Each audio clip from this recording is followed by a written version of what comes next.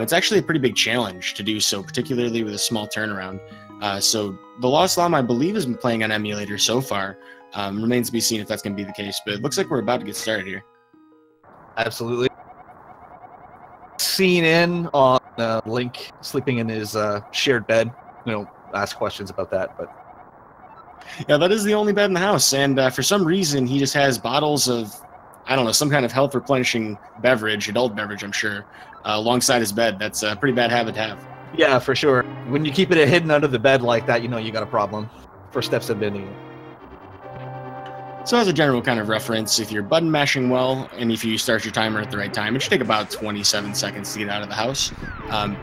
As for the escape, though, we're looking for something south of 6 minutes, I'm sure. Yeah, both of these guys, I'm sure, are gunning for a sub-6 here. And one of the biggest proponents of that is going to be pumping, which we won't get into too much about it. Suffice to say, it's a trick that because of the way Link's animation works, if you're moving up or left and you mash perpendicular to how you're moving, you can gain some bonus frame movement speed sometimes. And it can save you like 5 to 10 seconds if you do it well. Yeah, absolutely. And the best places forward in this run are going to be places where Link's movement animation is slowed down naturally. So through water, on stairs, you get a lot of value out of that. That being said, there's a very high skill ceiling to how much you can get out of that. You can only add a couple of extra seconds that you save, but it's very hard to be optimal. Yeah, for sure. And to be quite fair, in Escape, certain parts of Eastern, there's not a lot going on in a lot of these rooms, so you might as well try to pump as best you can, and hope for good RNG from these guards, which Llama has definitely gotten, and so is zer0rush. Yeah, I would definitely agree that the RNG is way more important in this section than, say, something like movement tech like pumping. In this particular instance, we want to kill this blue guard as close to the door as possible. TheLostLlama having a little bit of trouble with it. zer0rush showing us kind of the standard way of doing it. Yeah, zer0rush using the more common strat there with the spin strat facing north. TheLostLlama went for what's actually the optimal strat, which is poking the guard and then finishing him with a spin. Unfortunately, he poked the guard away from the statue, so couldn't get that spin in there. It's a lot more difficult to do that before we have the Pegasus boots, where we can just kind of cancel the poke with a dash, but without being able to do that, it's very precise. Getting equal RNG on the soldier in here. And another poke spin here. This one, Llama missing that one on there as well, unfortunately. Interestingly enough, though, recovered and managed to get through the door right around the same time. Another thing to note, you'll notice when these runners leave staircases, these automatic staircases that take you between floors or layers, well, between floors, not the layers, they're going to hold left or right because there's actually a little bit of lag that's introduced if you walk vertically away from those staircases.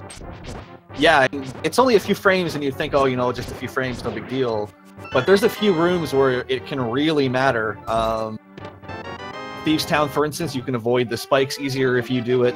Third Turtle Rock, there's an anti-fairy that you can avoid if you do it correctly. And again, it's one of those things that just adds up over time. It also looked like both of them opted for 8// tactics against the ball and chain guard. TheLostLlama is going to pick up a heart here on the way back out just for safety. Oh, actually, TheLostLlama did throw one pot at the guard. Okay. Yeah, he did. Llama went for the one pot force slash strat. He had a bit of a heart clencher there in the corner, but managed to get through it all right. Yeah, dying there would have been really punishing. Would have taken him back to the entrance of the castle. Once you've picked up Zelda, then you respawn from Zelda's, cell, and then if you get to the mantle from there. This is actually true if you play the randomizer as well. Very useful thing to know, though, because, if you are going to die, you do want to make sure you save Zelda first. Yes, absolutely, for sure. It's really just demoralizing more than anything. But on our way back, we're going to have the exact same RNG to deal with. Now, enemy spawn positions are pretty much stagnant for most of the game. They're not going to change much, but the direction that they move is very RNG. So that's one thing our runners have to keep an eye out for here. Yeah, for sure. And the guards in Hyrule Castle are one of the bigger sources of that early. The Octoroks outside of Eastern Palace will be another one coming up here shortly. Well, I'd say both of our runners are doing pretty well to get to the mantle right around 4:30. That still puts them on pace for a sub-6 escape so far. Yeah, as long as you can, avoid taking hits from the ropes and you get to decent RNG on your key rat, then yeah, you should be able to get out from here on a decent pace for both guys. There's a heart container or a heart piece that or heart refill that LostLlama just skipped over there. Might be trying to opt for the low health time save in Sanctuary. Yeah, I from what I gather, it's sort of similar to red bar strats in the old Pokemon games, where the game just can't do a whole bunch of things at once, and so it winds up cutting a few things out while your beeping is going on, and actually saves you some lag frames. Yeah, and from what I understand, it's like almost an entire half a second, so that's actually a fairly decent time save. The one risk, though, is that you might die doing it. So right, yeah. Plus, you're going to be losing a little bit of time actually taking that damage somewhere. Ooh, zer0rush threw the boomerang in the wrong direction, but had a decent key wrap. Looks like LostLlama is getting northwest at this point. Yeah, that's unfortunately about as tough as it can get. But at least both guys realized it and grabbed the key rather than throwing the boomerang and having the empty boomerang return to you. That always feels terrible. Yeah, oftentimes you'll walk pretty far away at that point. LostLlama taking, I don't know if that's intentional damage, but down to half a heart, possibly a quarter of a heart. Yeah, gotta be careful here. If he's at a half, he can take one more hit from a rat, but that's it. And there's a neat little trick you can do here as well, coming out of this last door. If you move right as soon as possible, coming out of there, there's actually a text box where Zelda normally tells you about the levers in the room that you can skip, and both runners managed to do it there. But with that, it looks like zer0rush was about 555 or so, maybe a little bit faster than that, and LostLlama exiting escape at around 603, so about 5 to 10 second difference right now. Yeah, most of that just from the combat on the guards and the ball and chain guard, I think. But I mean, hey, we're still early. 10 seconds or so is nothing at this point. That's absolutely the case, and it should stay pretty close together, I would think, through Eastern Palace. There are a few things that can go wrong in this dungeon. That being said, though, there's not a whole lot that's, very difficult, I would say. Probably the most difficult thing to do reliably would be the damage boost. Yeah, the runners will be using a damage boost to get to the big key in here. We'll go over a little bit more when we get a little bit closer. But because you're taking anti-fairy bops, you can take a maximum of 3 of those depending on your health situation. So that can get a little bit dicey. Also of note, nobody skipped the Sanctuary Heart. Everybody's got a good head on their shoulders, it seems like. For sure. Both runners a nice trip through the Octorok minefield there as well. So this is a good example of where pumping actually does save you some time. When you're walking on these staircases, you can pump left and right, not just to one direction. I mean, you can always do left and right in the air, but you get more value out of it here. So that actually allows us to skip that blue guard. You'll see it on LostLlama's screen here in a moment. Yeah, absolutely. Nicely done. There's a little bit of RNG there as well. He can start at the opposite end of that patrol of his, and you have to boomerang him. But otherwise, yeah, when he starts at the bottom like that, you can get through him. Seems like zer0rush handled the cannonballs all right. The ideal scenario there is you just don't want to have to wiggle too much. Usually you lose at least some time doing that. Yeah, it's pretty unlikely to get all the cannonballs on one side or the other. But 1 or 2 wiggles isn't too bad. So zer0rush going through the Stalfos room there. Llama's about to go through it. So if you actually walk the path these guys are walking on here, you could actually have the Stalfos spawns be either inside that pot or inside the wall so that they won't spawn. And you can actually just take the 2 of them out, and rather than having to take out all 4 of them. Yeah, and interestingly enough, you just got to throw the pod and it automatically kills them. It spawns them, I guess, on the same frame. I'm not entirely sure on the details of that. Although, yeah, I mean, you just throw the 2 and they're done. Interestingly enough, though, neither of our runners picked up any safety arrows. They had an opportunity to pick up 5 there. Yeah, so that's a really interesting. You're kind of placing your bets on the red mimics dropping you some arrows, which is definitely a 50-50 coin flip. So we'll have to see if if both runners get that or not. There are more safety arrows you can pick up in the last room before the Armos Knights, but they're a little more out of the way than that is. Right, so you would lose more time in the process of doing that. But we have that damage boost coming up here on zer0rush screen. We bump off that Popo, use the iframes to pick up that pot, and stand on the switch, and there's a big key. Yeah, really well done. It's really easy to clip the Popo in the wrong way. Or it's also really easy, depending on where you get knocked to try picking up the pot, and Link is just off-center just enough that you can't get it, and you need to take an extra hit in there, which if you've taken any damage going into that room can be really scary sometimes. And while there are a couple of hearts just south of that spot, it is very time-intensive to do that compared to doing it right. Well, we've got our bow, couple dimly lit rooms here. We got to get a key from this this Garaya, or this Igor. It's Igor, I forgot. And then we just got to make our way to Armos. Yeah, really nice, nicely done. Both runners got right up in the Igor's face. Again, a little bit scary if you're slow on the draw with the bow. No pun intended. Then he can definitely hit you, and if he hits you, that room can go all sorts of wrong. It looks like zer0rush had some trouble through the Zelda gamer room, got really bad RNG, like 6 shots in a row from the same angle.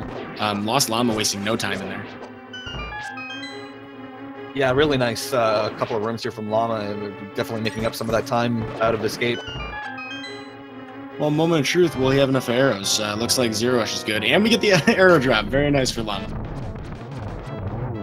Yeah, really well done.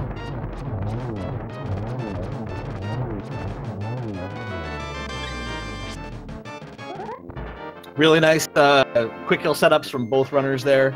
Just taking advantage of Armos's predictable movement around the circle, get yourself in the right spot, and knock them all down as they line up. Really, really nice Eastern Palace from both guys, and particularly from Llama, who I'm pretty sure has made up a little bit of time in there. Yeah, if you're not familiar with NMG, or if you watch Randomizer only, you might not realize that runners can be in the chat. So it looks like TheLostLlama has joined us in the chat. He's saying that might have been a gold split. So I wouldn't be surprised. I mean, he was a little behind walking into this, but he's almost back to parity here. Yeah, for sure. This definitely has gotten a little bit closer. And runners are going to be picking up their Pegasus boots here, which are an extremely well-programmed item that has absolutely no glitches that we'll ever take advantage of ever, right? Not even once, right? I mean, they're red. Nothing can go wrong here. In fact, I think the next thing they're going to do is totally not intended behavior. It's absolutely intended. Yeah, for sure. Developers completely intended that if you dash on the frame after you finish a spin, you actually get to keep the spin speed, or the amount of speed you would get from the spinning, which is actually quite a bit, and be able to carry that in any direction. So we'll use that in 6 or 7 places throughout the course of the run, but 4 of them are actually coming up here on the way to Desert Palace. Yep, we're going to have one on the way to the library, one leaving the library, and then I'm not sure exactly where the next one is. I'm trying to remember, but yeah, actually, where is the next one after that? I mean, not everybody goes for it, but you can do it. Oh, the Desert Spin Speed. Yeah. Also known as the riskiest exploit that you can do in the game, and only saves you, like, what, a couple frames? Yeah, it doesn't save you very much, and if you hop off the ledge, that's a pretty humongous time loss. Well, so the nice thing about, spin speed is well, not spin speed, but super speed is the name of the overall glitch. There's a lot of different ways to activate it, spin speed being the most common one early in the game. We can do it with an item dash with certain items like the hook shot, and what you have to do is you have to step onto a ladder to activate it, so you can arm it and then activate it. It only lasts while you're on the same screen or until you've started a dash. That'll cancel it, and you know that it works because you can't use your sword. Yeah, that's right. So you can always test it by, if you're pretty sure you've gotten it, you can start moving, and if you try to swing your sword and can't, then you know you're good. There's also, there's basically any item that gives Link any sort of temporary movement will allow you to do it. One of the more interesting ones that I didn't know about until I started practicing for the tournament is that you can actually use it with the Quake Medallion as you're opening to rock. Yep, that's one of my favorite ones. And you don't really usually get the actual super speed like movement out of it. Usually you just get the quick hop. So when you're in super speed, you immediately will jump off of ledges if you touch them at all. Look at this sync we got going on here. This is like synchronized dashing into Desert Palace from these guys. And I get the feeling that won't be the last time our runners, well, I guess, hold hands. There's no high fives here. Yeah, no, absolutely. This is what we were talking about. These guys are very, very, very similar in terms of their overall PB's skill level. Like, this could be an insanely close race. Well, I'm going to be excited to see how close this stays. There's a couple of points coming up that we could definitely see some desynchronization. I think this is probably the first big one. Lammolis coming up is one of the most RNG bosses in the game. Lammos can be I mean, it's too early in the game to say backbreaking, but it can definitely be a little bit disheartening when you have a really good run to this point and get something like a 6 or 7 cycle Lammo. We'll get into that a little more when we actually get to them. But actually, Desert Palace itself is relatively straightforward. It's just being able to maximize your dashing movement here for the most part. Yeah, we got two kill rooms. That's the first one. Pretty much a lot of dashing. Get a little bit of RNG here about these cannonballs. Both for runners had to stutter step there, but not a problem. One thing to notice is that they actually walk all the way back to the sand after they pick up that big key. That usually delays the cannonballs enough that you'll be able to dash through no problem. Yeah, you can use an audio cue there to determine whether or not the cannons have actually fired and whether or not you're good to dash right away or whether you need to make that walk. And I think both runners were correct there in assuming they needed to make that walk first to be able to get it through. Well, so this Circle of Pots room has a couple of extra things in it that we could pick up. It looks like both of our runners opted to pick up 5 extra arrows. They're going to need as many as they can get for Lamolus. You need 12 at the minimum if you're a perfect archery marksman, but most runners prefer to grab maybe 10 or 12 extra. Yeah, for sure. There is also a blue 5 rupee in there that you can grab. Both runners skip the Sarhassel rupee, so they are intending on doing the rupee tree pull route. Zero has picked up a red rupee at some point, so he is more than good. Llama technically 3 rupees short. Both runners going for the riskiest spin speed and nailing it. Yeah, there's a couple different ways to do it. I'm not sure if TheLostLlama used a pause buffer there. I saw zer0rush did. That's usually the way that you make sure, hey, that you're not going to press the wrong direction and actually accidentally slide off the ledge, but really impressive to see that from both of them. Yeah, he did use the pause buffer as well. So yeah, but yeah, great job for both guys. zer0rush taking a couple of BMO shots here. Yeah, those popos, once they start moving, they're very hard to predict. The first 2 in that room are pretty easy to get every time, but the other 2 can go in really weird directions. zer0rush had bad RNG in that situation and taking those BMO shots. You might be picking up a harder 2. Yeah, looks like both runners actually got the same RNG out of the popos in the next room as well. I guess they both are running on the same seed or something. I don't know. That's pretty crazy. That's the 3rd or 4th room where both runners have gotten the same enemy RNG, which is pretty odd. Yeah, you don't see that too often, although, RNGs are not too crazy. But here in the Lamolus fight, what we're going to try and do is we know this first cycle will always spawn in the same position, but the flight path and length of the flight is different for every single worm every time.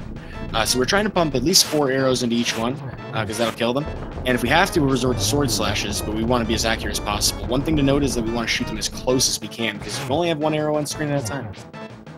Yeah, that's right. And for anyone who's not overly familiar with the game, the bow has a pretty big lag between when you actually press it and when the arrow actually fires. So getting the timing down can be a little bit tough.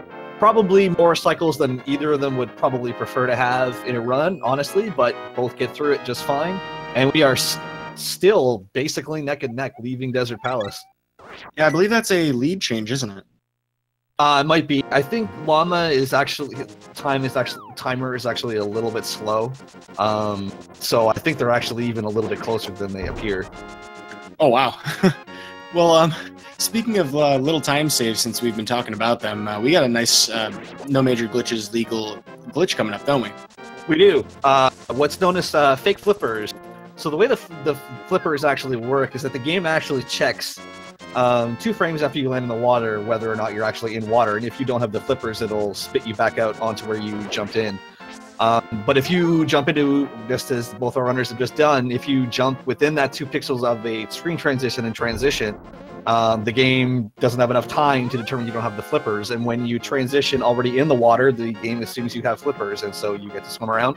And this is the one and only time we'll generally see you in an NMG run, just to speed up the trip to Death Mountain. Yeah, in years past, there were folks who would fake flipper to Ice Palace at one point, but that's not really part of the route these days. It makes sense to just do with Catfish. But so if we do that optimally, takes saves us about 6 to 8 seconds over going through the west or around the west side of the castle. Looks like zer0rush actually had to dodge a little bit, because if you take damage in fake flipper state, the game doesn't know where to place you, and it does this infinite scrolling screen glitch that you're basically soft locked. You can only save and quit out of that. Yeah, exactly. And of course, saving and quitting not technically allowed in this version of the game. The tournament does have a fail safe in case somebody does get wind up in that position, but fortunately, we didn't have to worry about that here. Both guys got through it just fine. Well, with that, the old man on the mountain is going to give us our mirror. We're going to put this to use pretty quickly. There's another good instance of spin speed we're going to see up ahead. One of the most valuable places in the game to use it. For sure. Death Mountain is one of the trolliest spots in the game. Between these falling cabbages and the dead rocks, there is just so much happening here that is beyond your control that you have to deal with. And we'll good to see our first opportunity at a quick warp here. So all of the warps to and from the Dark World in the NMG run have setups where there are 2 pixels on the x-axis where if you happen to warp from them, the warp animation is just 34 frames faster because reasons. And so the runners will generally try to wind up on those pixels to save themselves some time. Yep, it'll save you about half a second every time. It's very handy, and they're pretty much free as long as you know where they are. The portal on the top of the mountain, when you first get up there, when you're taking the old man up, it'll be on the right side of the portal. It's a little off-center to the left if you fluted back up there, which will become relevant later. As for the rest of it, though, you just got to know the correct positions. Yeah, they all generally will have visual cues. Of course, anyone who runs this game knows that trying to get Link on the pixel you want him on is not always free. But there definitely are cues for you. Well, so our runners had to equip Boomerang anyway to hit a switch. Looks like LostLlama was attempting to do the item dash, the boom dash, to hit the switch and land on the pegs as they come up. Those pegs will actually give you invincibility frames. zer0rush might... He gets it! Yeah, very nice there. Yeah, Zero was waiting for the top left tile to do it, because that one, if you're on the left side, will just fly into the wall. It can't possibly hit you. So it's the safest one to try and do it on.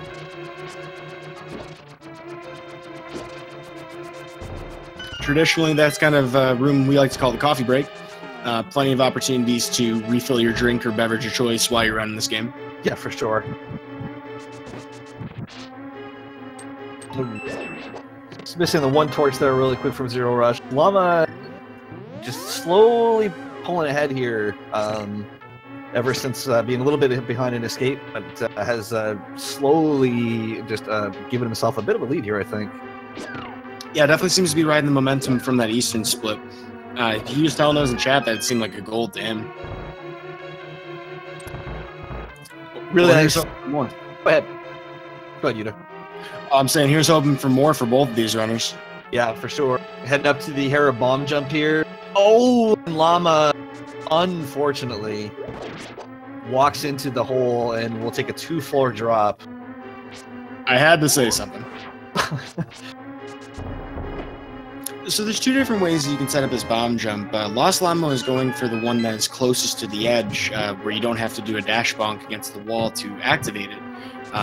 You have a 6-pixel window if you dash against the wall and bonk while the explosion is happening for Link to get sent across the gap.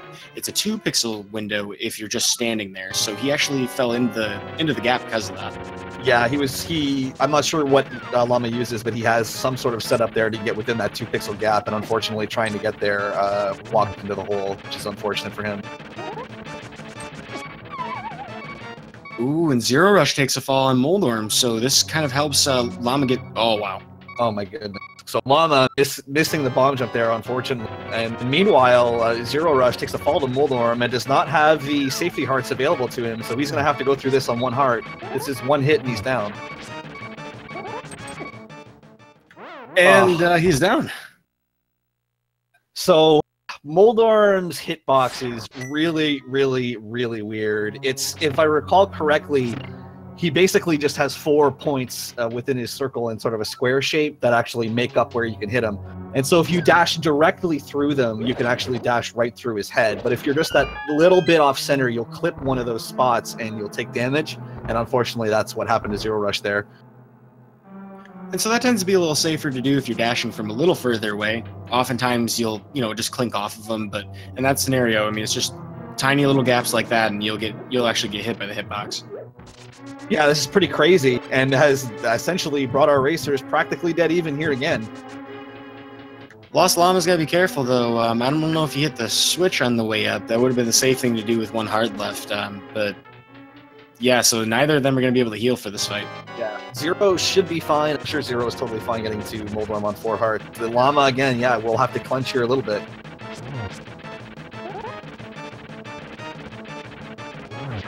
That's one of the exciting things about NMG Tournament is our runners can watch the other person racing alongside them. So, it's got to be a tense moment when you see your opponent falls and has a death. So for me, when I play this, the toughest thing that Moldorm can do is what I call the 270 spin, where he comes right at you and then tries to curve around, hit you in the back at really close range. That happened to Llama about 3 times there, and he just barely avoided getting hit. So good on him for getting through it, but man, that was butt clenching for sure. Also, like you mentioned before, this did bring our runners very close together, and by the looks of it, we are pretty much a second apart at this point. Yeah, super, super close here, heading out to pick up the legendary Sword of Evil's Bane. But first, we'll be doing a little bit of farming before that. Why don't you take us through that, Yuta? Absolutely. So there's a couple different ways that we can get the rupees we need to get into Palace of Darkness after we get to the Dark World. We need 110 in order to pay Kiki 10 to follow us, and 100. We got extra arrows there by zer0rush. That's a smart decision. But we need another 100 to open up the doors. So instead of grabbing the rupees behind Sahaza's hut, we're going to pull this tree. We've killed 4 enemies, and we've taken damage. So there's 3 different tree pulls you can get. If you kill 1 to 3 enemies and take damage, or you kill 1 to 3, you get green rupees. After you've pulled, you kill 4, you get blue. But if you kill 4 enemies without taking any damage, since your last tree reset, you'll get red rupees, and that'll give us 80 total. With the rupees we've picked up before, and those we should have more than 110 by the time we get there. Worst comes to worst, though, there are 6 we will naturally get in the castle tower on the way to Aghanim, so there's a little bit of math involved in this run, but it's not too bad. Yeah, for sure. You're hoping that you're going to be able to get at least 4 rupees, just get 1 blue rupee drop somewhere. I think the most common thing, if you get absolutely none, by that point, there is a blue rupee you can pick up in the Circle of Pots room in Desert Palace that has the BMO statue in it as well.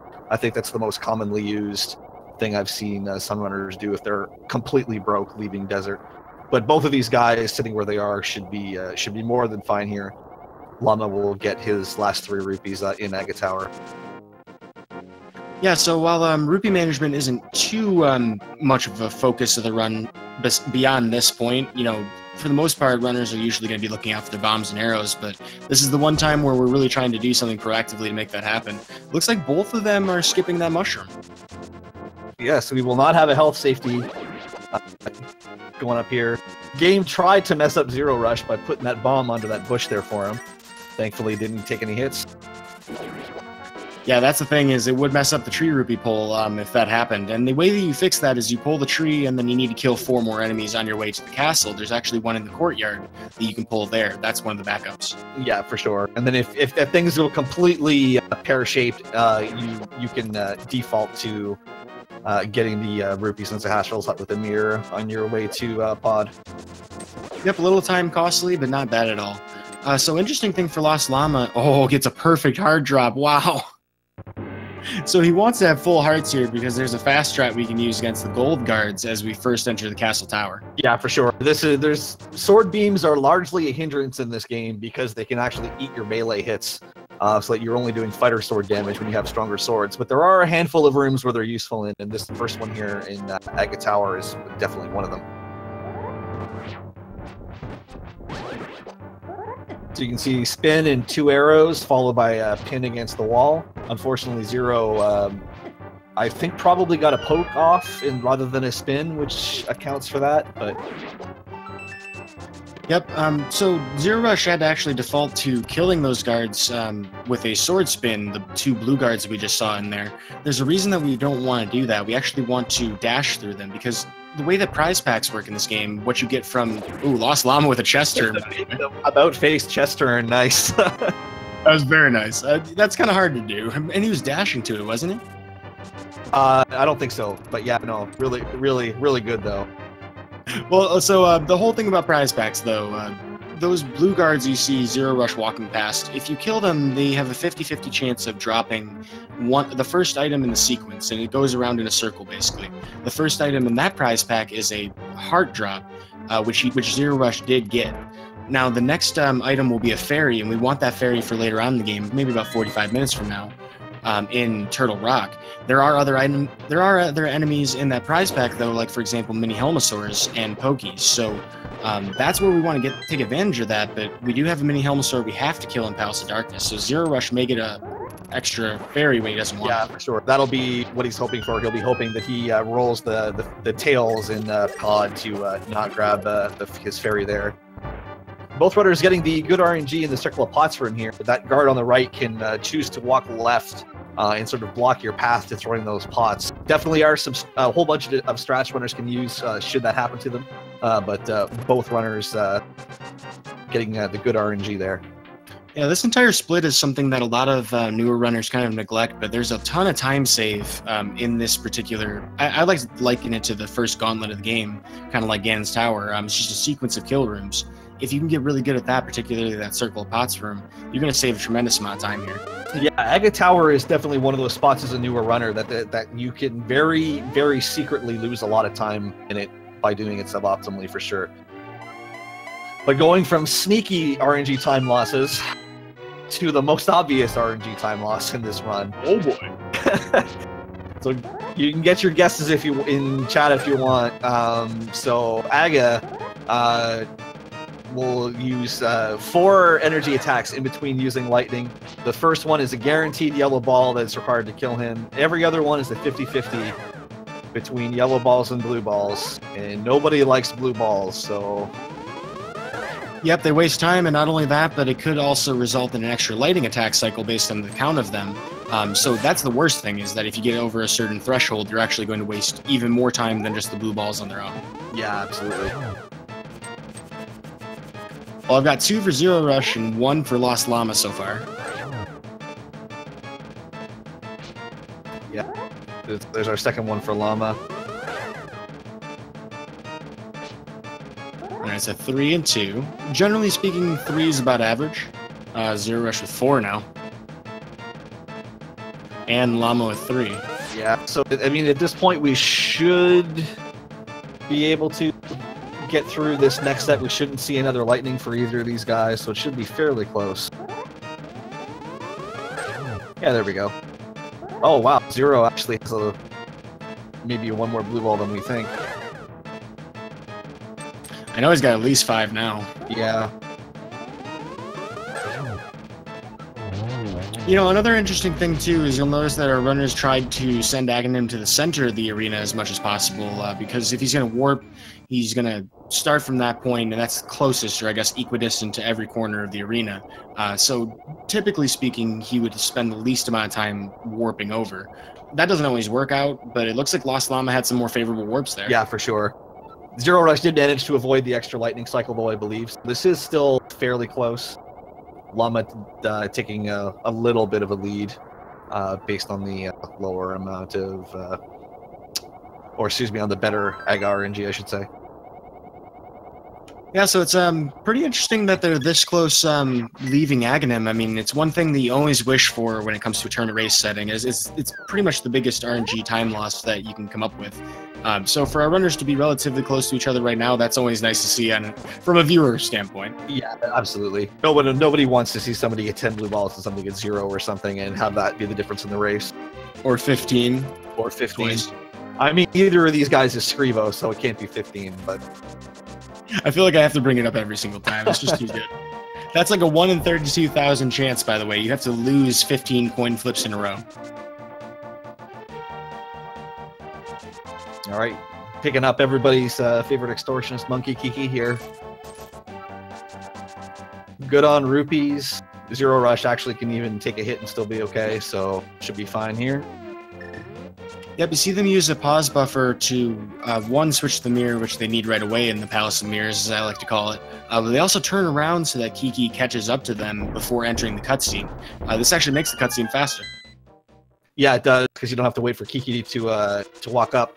And there is one slight risk, though, which is if you use Y as part of your mashing through the text block, there is actually one frame where if you hit Y on that frame, you can actually mirror there. Which and Kiki would feels walk away. bad. Yeah. As it turns out, you can bring dwarves or I guess frogs through portals, but you can't bring monkeys. I don't understand that, but that's Nintendo logic, I guess. Yeah. Apparently, you know, the 100 rupees or the 10 rupees just not enough to for cross-dimensional travel.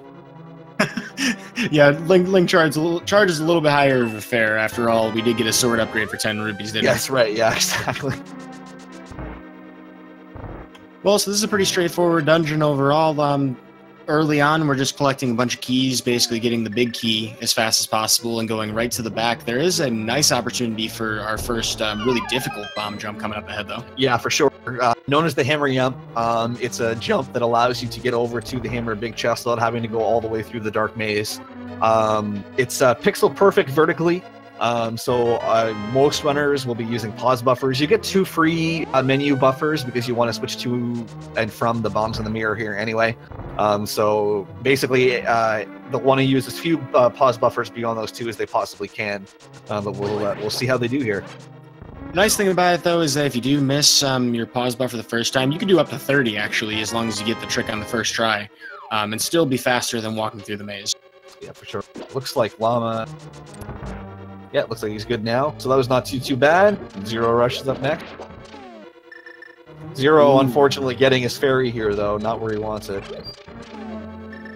Now, it's a bit of a long shot, but it is possible that he could actually cycle through the prize pack later on in the run and possibly get one from one of the later Pokies. Yeah, you have to start killing Helmosaurus pretty quick. Skull Woods, I guess, in particular, would be a good...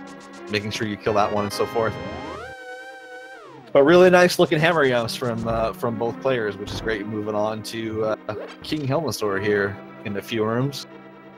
Yeah, minimal pause buffers from both, and going ahead, well, there's a small little thing we like to do, called the sexy statue, where you get around the corner of that statue and keep pushing it without stopping. I think TheLostLlama was maybe a pixel off on that one. Yeah, it's tougher than it looks, because Link likes to get stuck on the corner of everything, so it's really easy to try getting around that corner and just getting stuck.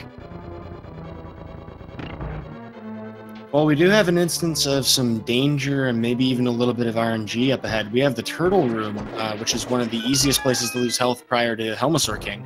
Yeah, so there's a strat here, optimal strat, I should say, to be able to get them all down really quickly. But if you miss it, you're basically guaranteeing yourself damage because the turtles will just flip right back up on top of you. So there is a little bit of risk involved with it. Well, runners definitely appreciate having full health walking into your sword beams, allowing us to hit that crystal without one more menu, but TheLostLlama executing his Turtle Room perfectly. Yeah, absolutely. That's exactly what you want. We'll see if zer0rush can duplicate it.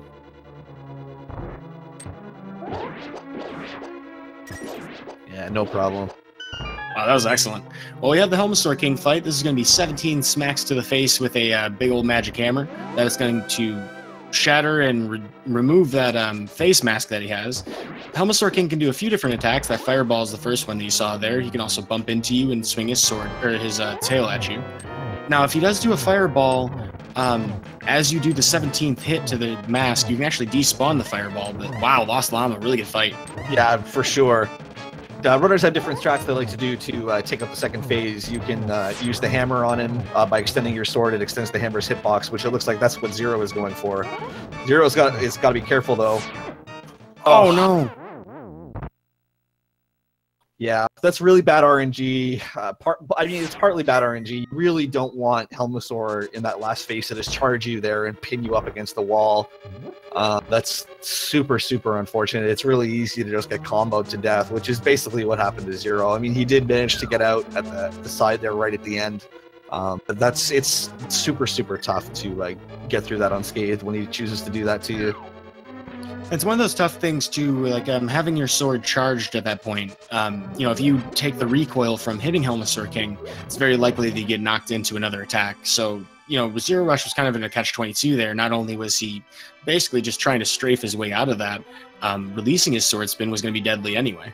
Yeah, for sure. Like, basically, the only thing you can try to do is sort of try to fit yourself sort of in the gap near Helmosaur's armpit and hope he doesn't move into you as soon as that attack is over, and just off by a couple of pixels there. And that's just, yeah, like I said, it's just super unfortunate. Interesting little bit of muscle memory there for zer0rush, shooting the statue on his way through, probably just because it's weird not to. Yeah, exactly. That's absolutely what it is. It's going to give TheLostLlama a pretty healthy lead early on here in the Dark World, though. Helmosaur King's pretty punishing to die to. You have quite a few rooms you have to get through.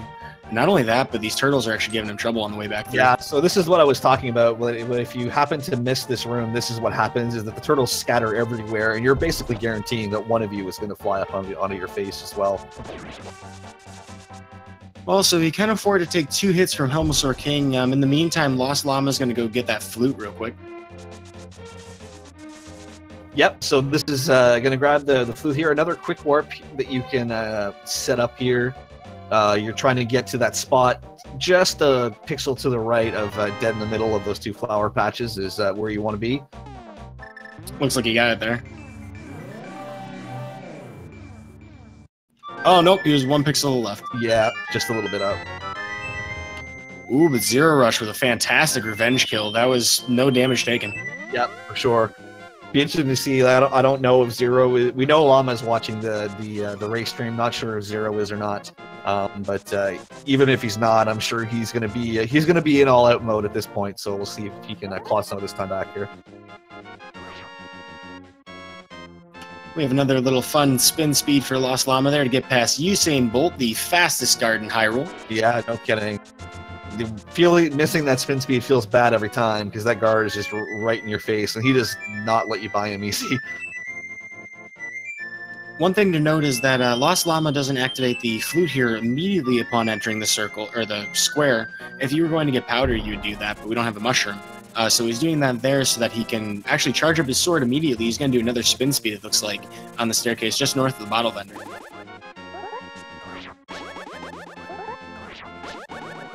The tough thing about the spin speed is that it really wastes time if you don't get it immediately. Yeah, that is the catch-22 with spin speed. It saves you a lot of time when you get it, but basically, there's a couple of exceptions, but basically every time where you would use it, if you mess it up, it winds up costing you more time than just not going for it at all. But with our new magic hammer, we can actually enter the Dark World here through the portal north of Kakariko. We're going to head straight to Thieves Town. So a lot of you might be wondering, this doesn't seem like the intended dungeon order, does it? Yeah, no. At least the way the game ordered the crystals, it isn't. But there's nothing stopping you from doing Thieves Town at this point, and Thieves Town allows us access to some better weaponry afterwards. So we're gonna get our hands on that as quickly as possible. And we also have the added benefit of not having to worry about doing extra damage to the boss. As it turns out, every weapon that you use that can hurt blind will actually do the same amount of damage no matter what it is. So the only advantage to a tempered sword is I think it's a little longer than the Master Sword, or maybe a little wider. It's basically a better hitbox. Yeah, there's essentially no difference to doing blind here or not. A lot of the enemies in here are one-shotted by tempered as opposed to the Master Sword, so that would be nice, but certainly nowhere worth putting it off. And of course, we'd rather avoid most of these enemies anyway. Yeah, that's right. Although these, just like that, these axes have a way of just getting themselves exactly where you don't want them. That is the motif of Thieves Town in my experience. Another tough thing that our runners have to deal with is we are expected by, I guess, the game's design to have a little bit more health at this point. We wouldn't necessarily have blue mail yet, but we would typically be expected to have a lot of safety items. LostLlama here is actually walking up to a room we call the Hellway. Let's see if you can get the God Pixel right in the center. He's got it. Oh, it just doesn't get the enemy RNG to go with it. Well, some good recoveries to save time through that room, but he's lost a lot of health here. Yeah. And without that fake powder available, there's not really a lot of places to heal. Yeah, so these little grasshoppers up here will do 2 hearts of damage per shot, so you can only take one hit up here. Gonna have to be a little bit careful. The good news, though, is that blind fight, the boss, is relatively scripted, so to speak. It's going to be done exactly the same way every time if they practice it well enough, and I have to assume at their caliber they have. Yeah. But so it's, hopefully, if everything goes well, it's not dangerous. Just got to be careful through the basement here. Yeah, there are a fair amount of safety hearts available after getting to blind. Oh, man. Thieves Town is trying, though. Look at those patterns. Yeah, literally everything's standing in LostLlama's way here, giving zer0rush a little bit of time to get back into this, although at this point he's basically an entire dungeon behind. Yeah, we'll see if the game lost Zero a little bit of time RNG on Aga. Nice bush fairy storm there for him. Yeah, there's 2. So we'll see if the game is going to be nice enough to give him some of it back in Thievestown enemy RNG. I think the game is mocking him for skipping the mushroom. It is pretty amazing as someone who's at the point where like I'm starting to skip powder regularly now, how you just seem to notice how everything is just in your way and bopping you when you don't have it as compared to when you do. Yeah, that's something I'm definitely guilty of. When you have powder, you just feel like you can take as many hits as you want, because after you get through, say, Palace of Darkness, most of the game is going to give you anti-fairies and bunny beams where you need them to heal, particularly Misery Mire and Turtle Rock. Yeah, those places are just absolutely stock full of them. Well, it looks like TheLostLlama is going into the blind fight now, so we need to do 3 hits per phase to take down each head. Every 4th fireball will track Link's position, so we're just going to take advantage of that and make sure we move out of the way. Okay, Llama got to be careful here. The heads will actually do 2 hearts of damage if you physically touch them. Oh no. Yeah, so 2 hearts of damage from the heads, 1 heart from the fireballs, and he took a direct collision from Blind. So the interesting thing about this is that Blind's spawn position at the beginning of the fight, he'll start in the room already. So TheLostLlama here trying to pick up some health to get sword beams, which would make the fight a lot easier. Yeah, unfortunately and interestingly, the one drawback to getting Sank Heart is that there are only 2 permanent hearts available on the way here, so you actually can't get beams back again. Today I learned. Yeah. So TheLostLlama trying to get a hard drop from the Stalfos there, actually, which is pretty funny. Yeah. But he's going to have his work cut out for him. He doesn't get the free first phase like before. Yeah. This fight is infinitely more difficult when Blind actually starts from the top. And a lot of people do get stuck in something like a death loop because of how difficult this fight becomes with that in mind. TheLostLlama's down to 3 hearts. You really got to watch himself here.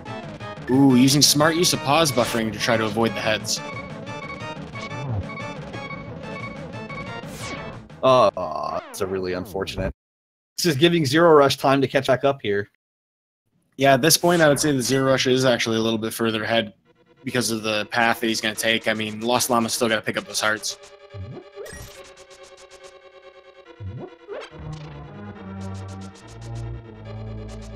Actually, TheLostLlama is looking for that extra hard pot, so doesn't remember exactly where it is. I don't either, to be honest with you. Yeah, I think Greenham's correct. There are ways to do it. They're just pretty off track, I think. I could be wrong there.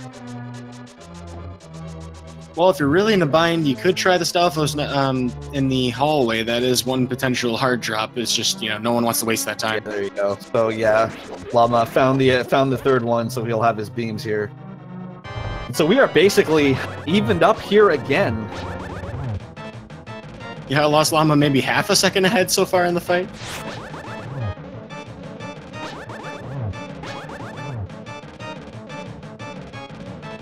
Now, technically speaking, it is fastest to use sword beams, but you have to be kind of close to get the timing right.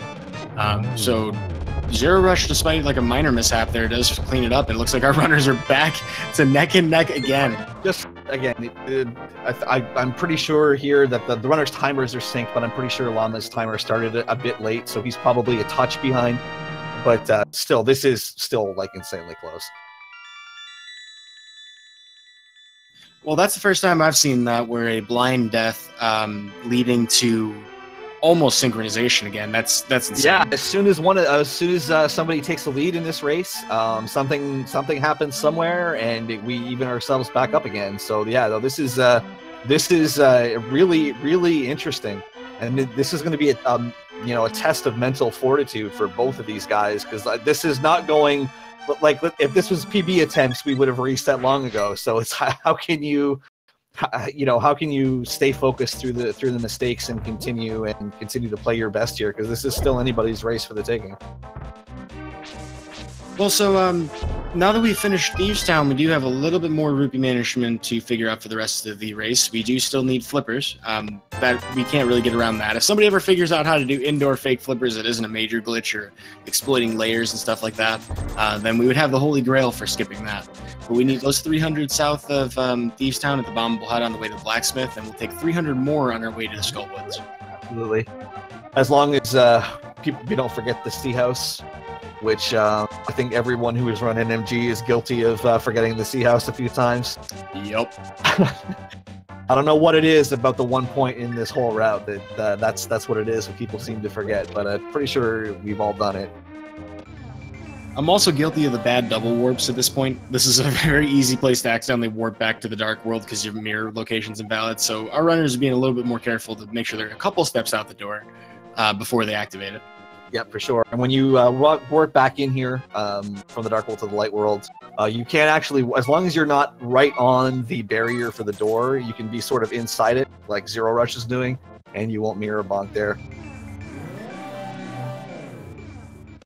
Well, so this should be the last sword upgrade for the run. We're not going to get the gold sword in most situations. I don't think anybody in this bracket will be getting gold sword or silver arrows. So tempered sword is very powerful, and this is going to give us a lot of advantages for the next few dungeons. But we have the most important trick in the run coming up right here. Oh, and zer0rush, losing all sorts of frames, failing the fence dash. Ooh, we were 0 for 2. Oh, 0 for 2 on fence dashes. We should All right, obviously folks, the run's over. just reset, honestly. Just reset the race, start from escape again. You're gonna have to reschedule this one. That's all right. If I ever hit it, I would have something to say, but Right. Just about the only thing that went well in my race last night was hitting fence dash. So at least I can go home hat in hand saying that I did. Feels good, man. Feels good. For sure. Well, so Skull Woods, you blink and you might miss it. This is going to be a pretty fast dungeon. We are going to head right to the backside here to pick up that big key. These Gibdos here are very friendly. They want to give us hugs. Hugs and probably a whole lot more. They want to take some love from us. Our hearts are at severe risk in this room. But so LostLlama actually getting stuck mummy on the right side. That's pretty nice. Yeah, the Gibdos are behave really weird with that statue. They can sort of like clip themselves partway into it. And when they do that, you can't actually hit them away. So it gets really awkward if they decide to do that. They did it to zer0rush there a little bit, which is why he took that one hit, I think. But up next, we have another opportunity for a bomb jump. See if we attempt to do the... Yeah, zer0rush is just going to do the bonk strategy, just making sure. Really nice, and basically synchronized fire rod picked up here as well. Just keeping the race insanely tight. But yeah, like we were saying, I mean, this dungeon's over pretty fast. Once you get that key item, we're heading right to the back. So we're going to go back to the room where that big key was, go over a couple screens, open up the back half, and go right for that Mothula. Yeah, for sure. Zero's health is in a bit of a tough spot. We know he doesn't have his safety fairy available to him. And depending on how risky he goes in the Mummy Hellway room coming up here, it would be very easy to put yourself in a tough spot for the Moth. Yeah, there are a couple of places where we can grab a couple hearts. They're a little out of the way, though, definitely from what we're trying to do. So here's that Mummy Hellway that we were talking about. This is a very fast room if you're good at it. All right, Zero going with not the purely optimal, but probably the most common strat there, but it does involve getting right up into the mummy's faces, and he gets through it really nicely.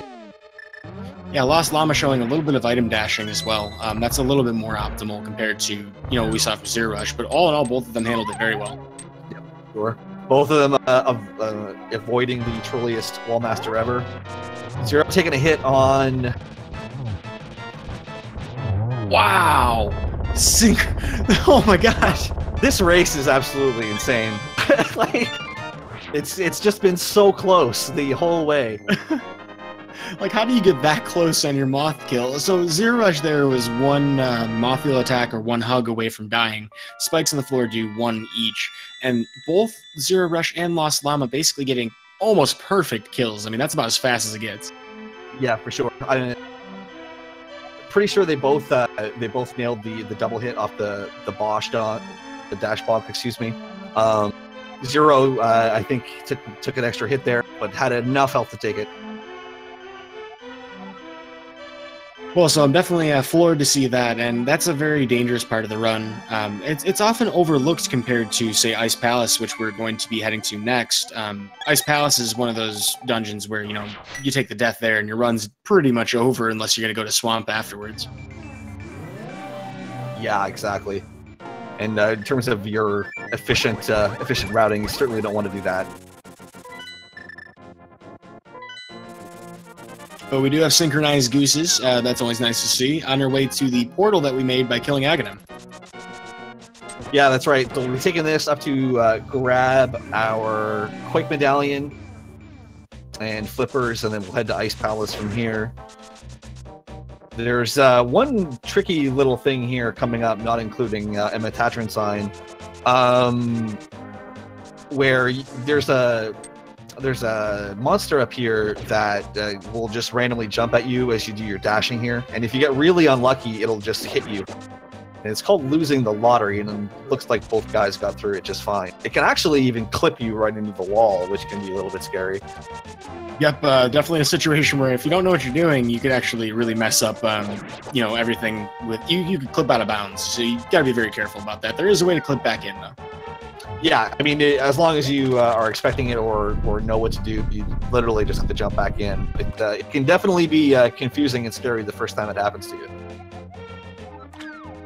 So, well, just going to quickly say, both runners taking that bonk off the wall there, it actually sets you up for the quick warp pixel.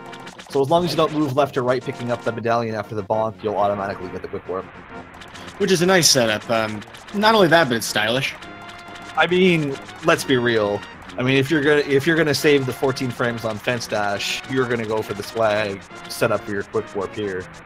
Absolutely, and I do see some people every now and then do like an air setup where they don't have like anything besides maybe like a visual cue. I think that's kind of crazy. If you have an opportunity to do a bonk that saves you time, it just feels good. Yeah, absolutely. Well, if you thought Kiki was an extortionist, look at how much we're paying for these flippers. Yeah, literally half as much as you're capable of stuffing into your wallet for this pair of flippers. That we will... I mean, technically we're going to use them to get to Ice Palace, but we don't need to. We're really only going to use them within Swamp. Yeah, so I'm trying to think, I mean...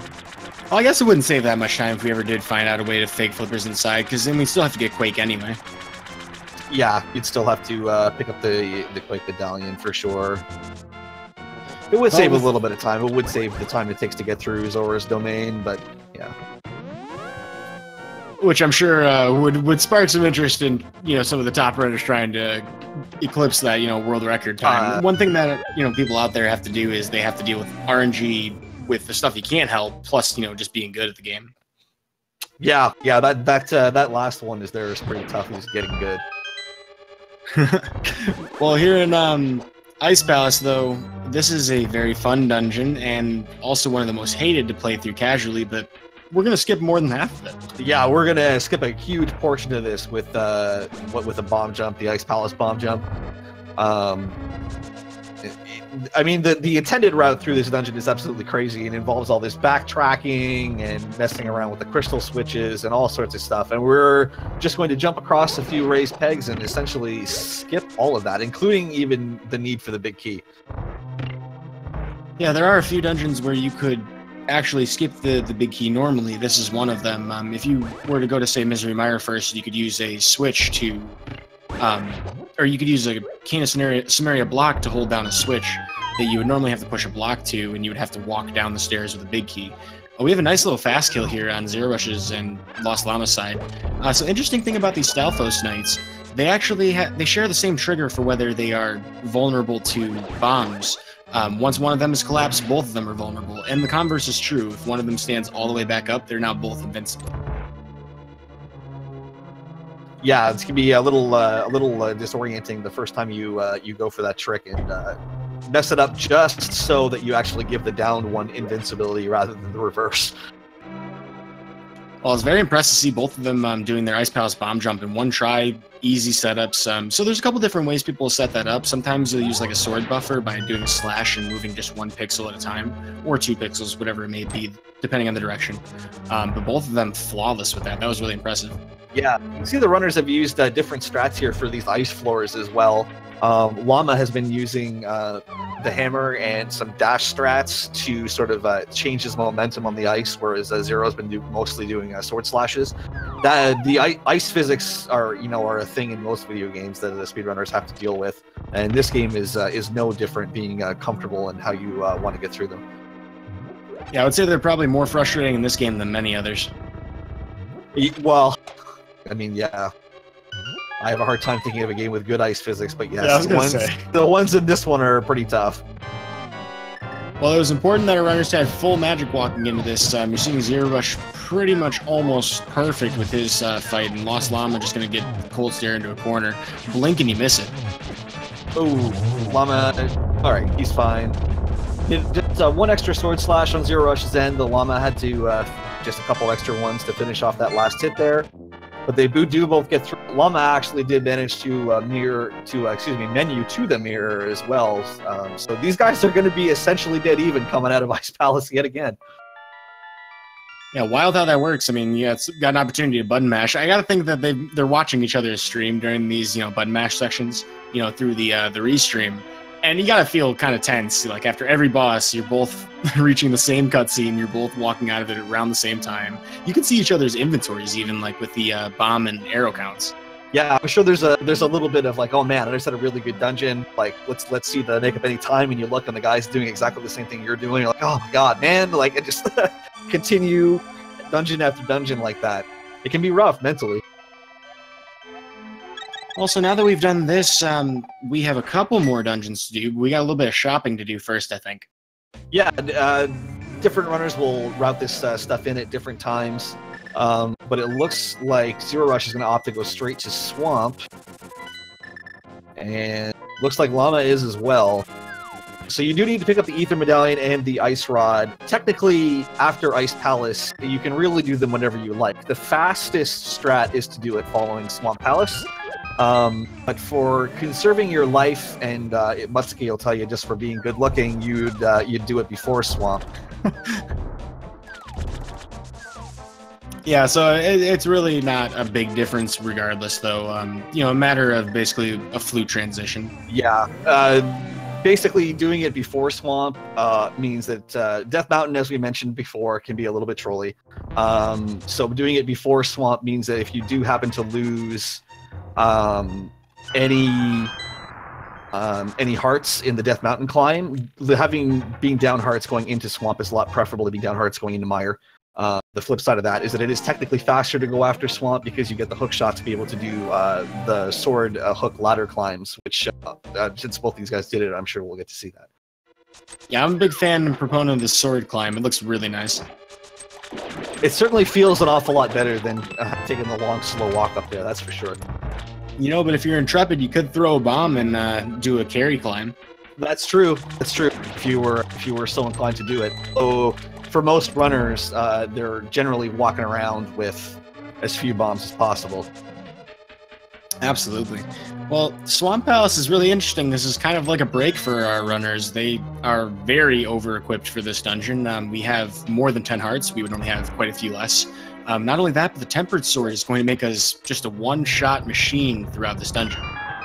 Yeah, that's right. Although in saying all of that, Swamp is one of the bigger dungeons in the game in terms of enemy RNG, especially from the jellies. Whether a lot of them, where and when a lot of the jellies choose to electrocute themselves, and where the fire snakes are in these rooms, can potentially save you or lose you a lot of time, depending on what happens and how you deal with it.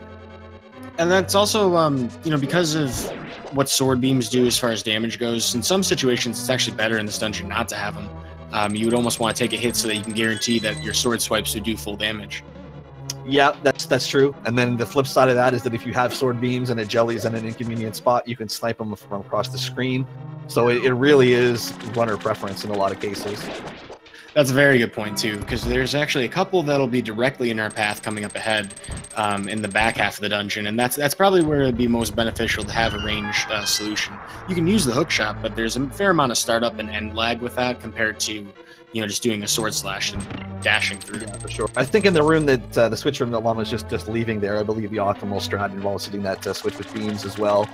But I mean, we're talking about saving frames here. We're talking about, fence dash sort of stuff. It is important, but Absolutely, we want to be very clear here in the commentary booth that that is actually a very important. right. But you know, the 14 frames from fence dash are way more important than the 14 frames in that room. That's just, you know. I'd agree to that. Anyway. Yeah, we got a big key to pick up. Yeah, exactly. We grab this big key from the left side of Swamp here, bring it over to grab our hook shot. Definitely one of my favorite items in the game, either casually or in the randomizer. Oddly enough, in the NMG route, you don't actually get a whole ton of use out of it, really. Yeah, that's a shame too, because, you know, if we had it earlier in the game, there would be quite a lot of places where you could hook dash or do various things, but it wouldn't save enough time to make sense to do over having the tempered sword at this point. Yeah, that's right. And then, of course, menuing is takes time in this game as well. The developers, for whatever reason, chose not to use the L and R buttons to cycle through be able to cycle through your item inventory. Yeah, that would be really handy, actually. And that's one thing that, you know, folks out there who are probably more familiar with this game from having watched recent randomizer tournaments, that's actually a really nice thing that's been built into that. You can't use it for tournament races, but if you want to just play casually, very nice to have a quick swap on LNR. Yeah, for sure. Both runners, unfortunately, missed the setup there. There's actually a setup where you can get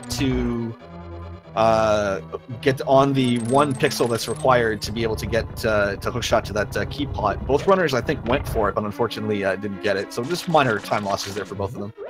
Yeah, the nice way to set it up is you just, you know, line yourself up alongside the statue to the right and then just walk straight up to the chest from there. But not a problem. That clip's just kind of slick looking. It's important, kind of like fence dash is important. Right. Which is to stay very, but also not really. Well, so this is the restock room that zer0rush is passing through. He's going to opt to pick up some arrows, which you might need for later, you know, just kind of having a high count. Didn't pick up any hearts either, so he seems to be pretty confident in his fight. Do you think we're going to see any zero cycles today? That's a good question. I actually am not sure if either of these guys go for the zero cycle or not. We will find out shortly, though. It looks like Zero does. Oh, boy. So by having your sword out and doing it, oh, I think he got it. Got it. Wow. This is by far the most difficult boss execution strategy in the entire game, and zer0rush pulls it off, makes it look like it's easy. Absolutely, yeah. Super nice fight there. So you do that just by basically putting the sword into a glitch state where you get to hold it out, but it still does full damage as opposed to the part damage the pokes normally do. And that lets you get through Argus before he gets the chance to do his attack where he sends all his popcorn chicken out after you. Yeah, so it looks really difficult. It's kind of difficult and easy to do at the same time. Like, you hold your sword out and then just do a hook dash at the same time, so it's like 3 buttons at once. The problem is maintaining it. It's very easy to, you know, let go of the sword or, you know, just kind of take a wrong stutter step. So zer0rush actually trying to stay as close to Argus as possible throughout that fight to make the speed at which he can continue to send his hookshot out even faster. I was really impressed by that. That was a fantastic kill. Yeah, that's pretty much optimal Argus right there. Even on his one cycle kill in the second phase, he was so close to Argus he barely had anywhere to move. So that's just about as good as you can do it. Well, so these leads have been shifting a lot in this race. Yeah, just been an awful lot of back and forth, and that quick kill there on Argus has given Zero a little bit of a lead here. We talked about it before, but we got a sword climb here. Using the hook shot while that sword's outstretched, you know, we can actually increase our movement speed on stairs considerably higher than it normally is. He'll finish it off with a sword spin to do a spin dash. But that was a really good death mountain so far for zer0rush. This is one of the places where you really don't want to take any damage. Yeah, and see, there we go. Unfortunately, Llama taking a cabbage to the dome there. It'll be interesting to see. The 4 bushes in the cardinal directions after this warp have a very high chance of dropping hearts. Yeah, assuming he's going to the ice rod after this, the crabs there actually have a high chance of dropping them as well. And he does. He gets it. Yeah. And so, while it's not surprising that he got it, I mean, it's just, you know, really nice to see. Yeah, for sure. The strat in the second room of Mire is just made a whole lot easier and a whole lot more comfortable with sword beam. You can certainly do it with only the fire rod, but it's just really nice having having the full health. I'm kind of wondering if he's just going to opt to go right into Meyer at this point to avoid the risk of Ice Rod. It looks like he is, actually. It looks like Llama is going to be leaving the Ice Rod for before Total Rock, which there definitely are a lot of runners that will do. Nothing wrong with doing it that way. It's very easy to forget, though, and that's a mistake they only really make once. That's right. Alrighty, I gotta know, is today the day for a bird toss? I mean, this is a really close race. We'll see. Someone wants to take the couple of seconds to toss the bird. Llama emphatically saying no. He may be listening into us. He may just want to spite us because of that, but yeah, that's we got our answer on that one. See if Zero is going to be a chat hero here. And no, he will not. No bird tosses for anybody. Yeah. Well, so, I mean, what do you think is worse? Slashing it, or sword beaming it, or abandoning it? I mean, that's disrespect. I mean, not doing it is one thing. Taking the time to actually slash the bird, I mean, that's a statement right there. Ooh, zer0rush had a really nice Meyer 2 there, though. Yeah, both runners with a really nice Meyer 2, getting it on the one cycle of Wizrobes, so you don't have to wait for them to reappear. Really nice. Health management is basically the main thing you're really looking for here in Meyer. There are some spots where you'll be taking intentional damage to get through it quickly, and so you want to minimize taking unnecessary damage here in order to give yourself enough health to do Vitreous. And so this is definitely one of the first places in the run where, you know, people who are trying to drop powder really start feeling it, because there are opportunities all over the place to heal in this dungeon, and if you haven't tried going without powder, you know, good luck. This is a place where you're often going to take a lot of damage. Yeah, exactly. These bomb slugs will hit you 4 2 if they touch you. There's anti-fairies that'll do 1 all over the place. There are the fire bars all over the place that will do 1. It's just really easy if you have a bad trip through here to lose a lot of health unintentionally, which can be really troubling for Vitreous, because ideally you would like to be able to tank a bunch of damage there. Yeah, I think it's Wizrobes and Bomb Slugs. I think they both do 4 hearts damage to you, so I mean, with Green Mail.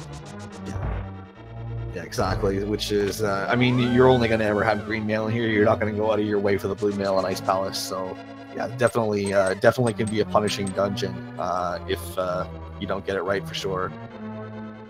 And so, speaking to that, the game does kind of expect us to go to Ice Palace first, and so you would, in theory, have Blue Mail at this point, but we're never going to see that. TheLostLlama losing the Spark Gamble, unfortunately.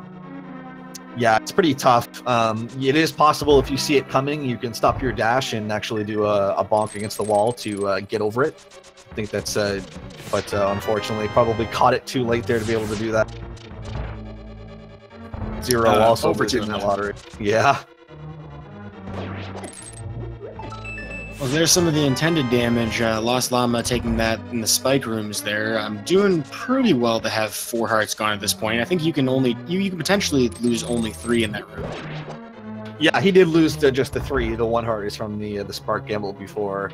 Right. Yeah, so they're both guys are where they want to be here. 4 hearts lost, and they'll likely pick up the heart in the other room here if the game lets them. Because if you pick up this pot after the Wizrobe fires his beams, you'll actually hit a sprite limit, and that heart won't spawn. I did not know that, but now I understand why I've missed it before. Yeah. Well, so we have an opportunity for a nice little cane dash here, the first one you're going to see in the game. We're going to do an item dash when the block's already down. This sends the beam up, and we can hit the switch. Yeah, really, really nice looking strat. Feels good when you hit it. Oh, unfortunately taking a bonk off the bomb there. Yeah, that's it's not too bad though. I mean, you know, it definitely has some health to work with. 7 hearts is pretty tight for Vitreous though. Yeah, 7 is sort of, I mean, you can go in with less, but 7 is sort of where you would like to be comfortable. So as long as he gets through these next couple of enemies here, he should be all right. Nicely done. Wow. Yeah, really nice. See if Zero can replicate that going into Vitreous. And I'm assuming both runners will probably be doing variants on what's known as the WQ strat, where you essentially tank the goop by moving slightly off to the side and being able to move into the eyes and land a bunch of hits. Yeah, so it looks like LostLlama getting it in one cycle. Very close with his health, but did a very good job to avoid taking direct hits from the eyeballs. But zer0rush getting the 0 cycle. Nice. Very nice. Zero was playing it pretty tight there, though. One of the eyes on the right started moving as he moved in there. He was a couple of pixels away from getting the 4-heart bop there, but manages to get through it just fine. Well, you know, Zero's really living up to that name so far. I've seen him rush through 2 bosses with 2 0 cycles. I'm pretty impressed by that. Yeah, Zero has put himself with some really nice boss execution. Has given himself a little bit of a buffer here. Built himself a small lead, but we've seen so far in this race that no lead is safe by a long shot. So, see what true. Pans out for these guys in Turtle Rock. In particular, we know that zer0rush does not have the Turtle Rock safety ferry set up. So, yeah, that's true, and that's one of the most important manipulations we do, because that chain chomp room, if we walk into that with any damage, very likely that we can get hit by one of those. So, it's a very dangerous place. But zer0rush, as you mentioned before, does have a nice little lead here, because he has not had to pick up he's already picked up his ice rod. Yeah, that's right. The lead is a little bit bigger for zer0rush because he does have his ice rod already. Although both runners did see each other's crystal screens again. Yeah, exactly. Just synchronized crystals. Been a pretty common theme in this race so far, for sure. Well, we are on our way to the last dungeon before Ganon's Tower. With the ice rod in tow, we have everything we need to make our final assault on Ganon. This is pretty much our max inventory here. Yeah, this is pretty much it. Won't be getting anything else really to finish the game out. Yeah, one more heart maybe. The heart container off Trinex, I suppose, technically speaking. But besides that, you're looking at the Ganon killer right now. And we'll see if either of our runners here can manage to pull the quick dash off as well. Yeah, so we talked about that before, Medallion Dash, the one item dash that, or Quake Dash if you want to call it, they're all the same. But there's actually a little tiny staircase leading up to the switch here, or the pedestal here. When you activate it, you can get super speed from doing an item dash, and it'll allow you to jump off this ledge right away. I think zer0rush actually did walk close enough to do it. Yeah, he definitely got on the steps. As long as he got the input, he should have it. I think that was the quick hop, so looks like he probably did. Yep, so super speed was primed, it wasn't activated, so he was in a point where he could do the quick hop, he just didn't get the super fast animation or the walk speed. But that's still worth doing, because even if you don't move faster, over the ground, that quick hop does save you frames. Yeah, absolutely. Alright, moving on into Turtle Rock. Be abusing the hook shot is fun just because there's a bunch of different properties that we can abuse, and this is definitely one of them here. Being able to grab these lamps and pull ourselves off the platform without having to wait for it to traverse the whole way around. And then the other major one is here in the hookshot iframes. Yeah, so we take intentional damage there and just walk right through the other roller. Now, the one thing that stinks about that is, zer0rush does not have that fairy, and that's coming up in the next room, actually. This pokey, we would normally hope for that drop. So he's got to be a little more careful with the chain chomps. He can afford to take 2 hits, though. Yeah, absolutely. But like I said, the pokies also do 4 hearts of damage in here. So if you go into the pokey rooms later and take some bops there, and wow, those chain chomps just both saying no. Pretty much the worst you could hope for in that RNG. Just, oh man, snuck in there around that one on the right. Well done. What a ninja. Yeah, no kidding. That's one of the most clenchy moments of this entire dungeon, although we definitely have a couple of very difficult rooms up ahead. You mentioned the pokies. There's a double pokey room, which is very difficult to kill. I recommend newer runners to actually use the fire rod. It's a lot more consistent.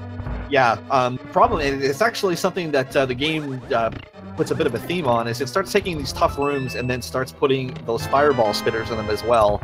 And that guy can really mess up with your with charging your spins. It looks like LostLlama did take a couple of hits from those chain chomps, so he's got to watch himself. Pokies and chain chomps are deadly at this point. Yeah, they are. The laser from the beam going into the big key would also be a one-shot if you happen to walk in front of it a little bit too quickly, so definitely has to be a little bit careful.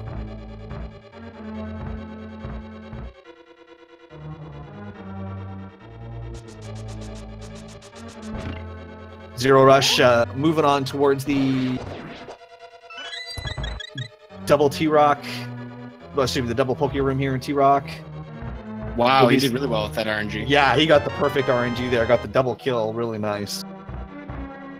I also noticed that TheLostLlama in that last Poke Room did actually get his, in this room he's in now, he did get his fairy drop, so a little late, but it's never too bad to get that full heal.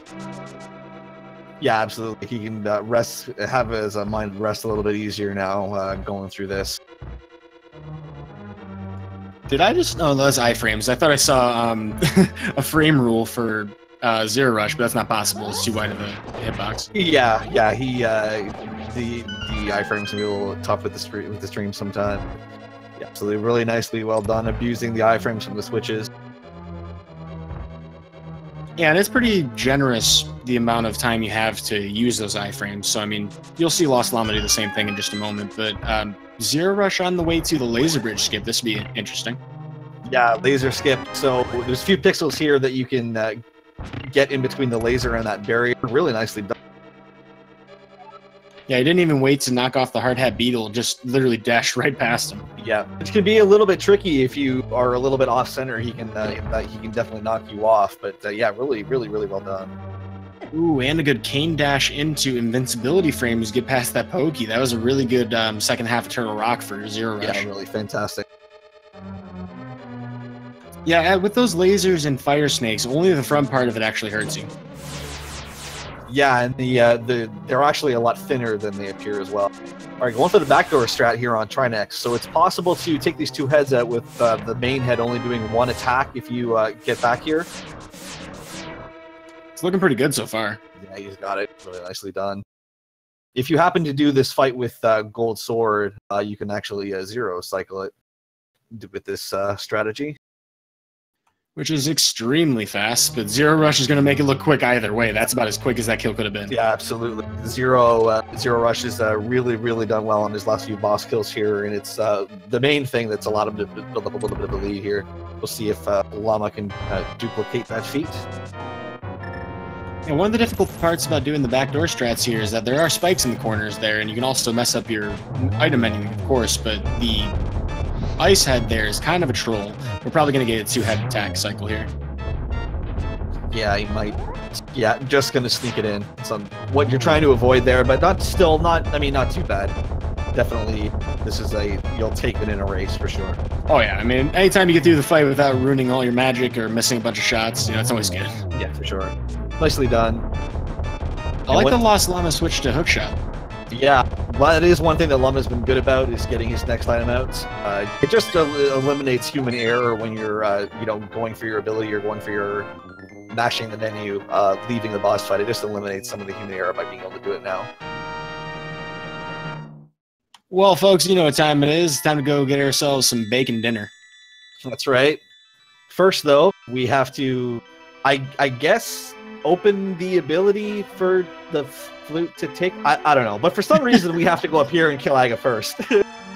Yeah, for some reason, the entire game up until now, the goose could not make it into the Dark World, but seemingly flying through the Hyrule Castle portal at some point. It doesn't make any sense to anybody. But we'll see the goose, who has been loose for quite a while now, almost an hour. As soon as we get to the top of this tower, we can't do that until we get the big key from downstairs behind some good old friends of ours. Yeah, that's right. The series of rooms in here that are pretty tough. The game is expecting you to have blue, if not the red mail, for portions of it. And so it definitely did not make it easy on you coming up in here with the green mail. And honestly, the game probably expected you to have more than 14 hearts as well. So there's certainly a lot of heart pieces available. Yeah, so this is definitely a really nice test at the end of the game here.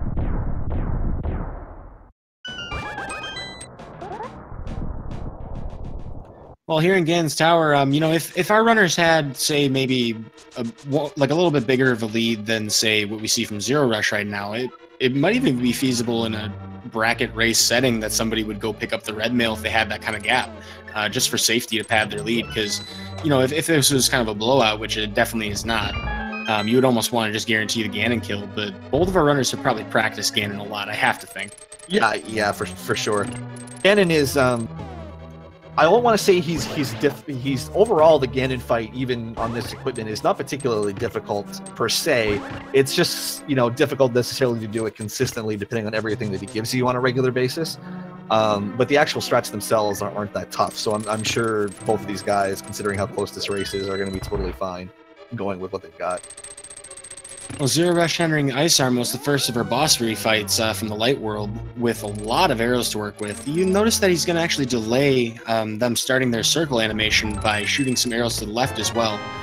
Once they actually don't start circling around the room until they've all reached the resting state, which is an interesting thing to take advantage of. They'll pick up some safety arrows afterwards, though. We got some mimics to kill. Yeah, absolutely. Don't want to... You actually can't get any arrows in the room for going up to Mimic's Run. There is an extra set of 5 in the Mimic's 2 room if you need them, but I mean, you really don't want to have to chance that. You'd much rather go in there with some safety arrows for sure.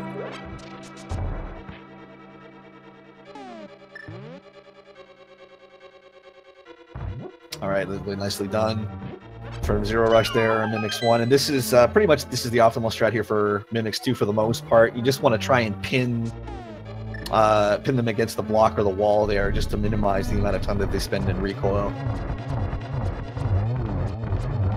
Now, the good thing though about how our runners are handling their Armos fights respectively is that they haven't delayed for so long that there's this interesting thing called the arc variable, which determines basically the behavior of boss enemies that have like circular animations or circular attacks. And if you delay too long with that, that actually impacts the Ganon fight and can change where you expect the fire bats to attack you from. So we haven't run into that with anybody here yet. No issues to worry about from here on out with that. Now we have the Gauntlet, though. The Gauntlet is a series of kill rooms. We're going to have 2 different sections of it. zer0rush is going through the first part, and they start layering on more and more difficult movements. So now we have conveyors with ice. Yeah, and at least for me, the big variable in these rooms is the BMO statues. If you do the rooms completely optimally or close to optimally, then the BMOs should never really get the chance to hit you. But as soon as you make any kind of mistake or the enemies give you any kind of RNG you're not really expecting, then those BMO statues can really start piling the damage up on you. And neither of these runners have powder or anything, so that's not damage that they're going to be able to get back.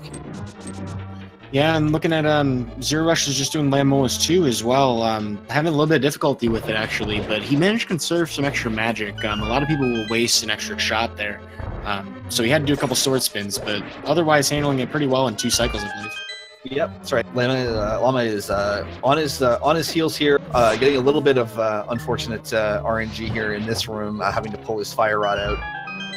That's a pretty heads-up decision to make, though. That's smart. Yeah, absolutely. You're menuing to the fire rod coming up here anyway, so there's no point in messing around with that Zazax on the other end of the room. I'm not sure if he instinctively knew that there was a magic pot underneath the one that he refilled with, but that was also a very clutch decision as well. Yeah, for sure. Definitely want to try to get over to that pot if you need to do that while the animation for the door opening is going on. Nice point cycle there from Llama as well. Wow. Yeah, that was really impressive. You have to have really good reactions to get the 0 cycle, or the 1 cycle on Lamoas 2 there. He had actually everything lined up perfectly and had a little bit of patience as well to make sure that the Lamoas had completed part of its flight path before firing the last shot. Well, it looks like zer0rush is in the last gas station before Ganon.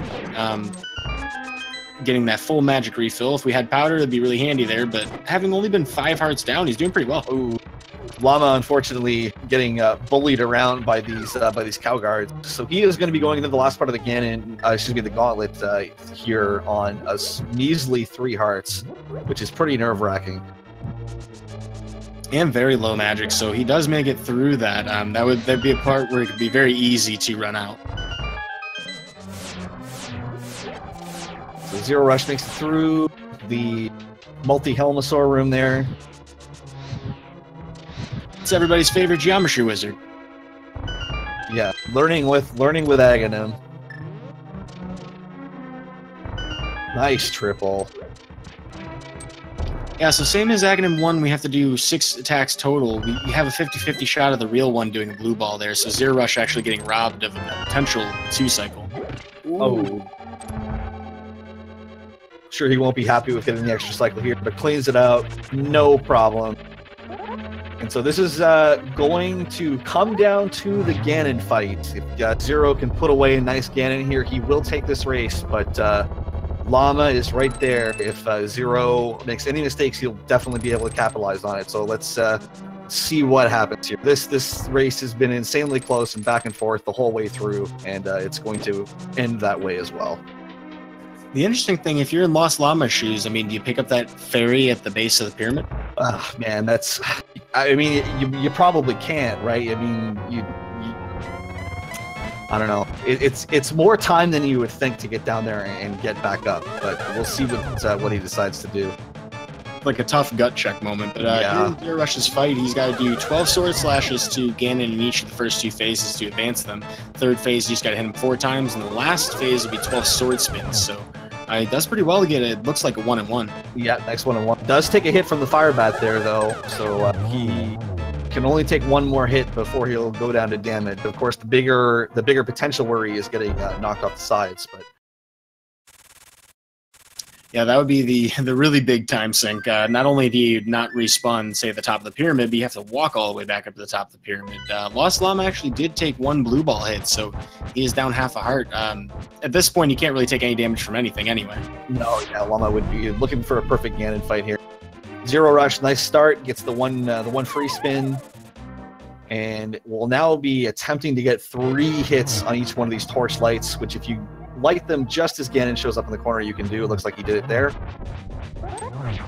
Yep, this is better than using the lamp, which you can only get 2 with. You have a little bit of ability to hit from distance.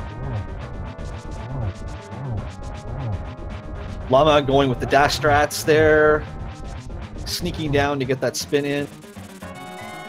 Yeah, that's some really reckless stuff. Yeah, nicely done though. Gets the fire bat spiral, but looks like zer0rush has taken down Ganon, though. Absolutely. Basically a perfect Ganon from zer0rush. What a clutch fight to finish it out.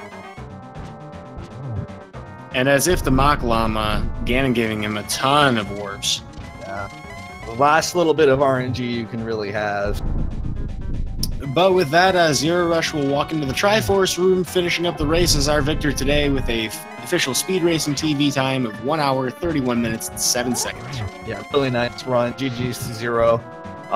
Both of these runners had some really tough spots here and there. zer0rush, deaths in both Tower of Hera and Pod, but, stuck it out, played tough, and played really, really well from about Ice Palace onward, and wound up taking this race.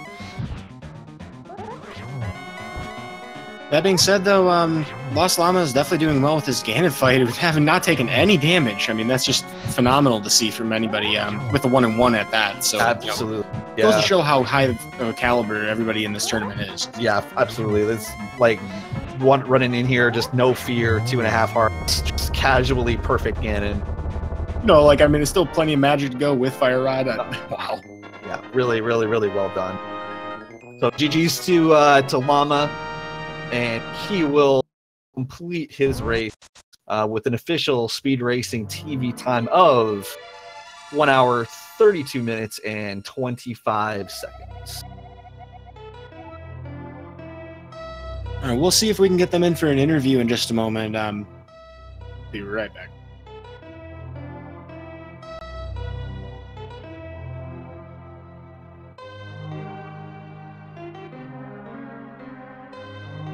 Once again, GG's to our runners, but we'll see if either of them would like to join us.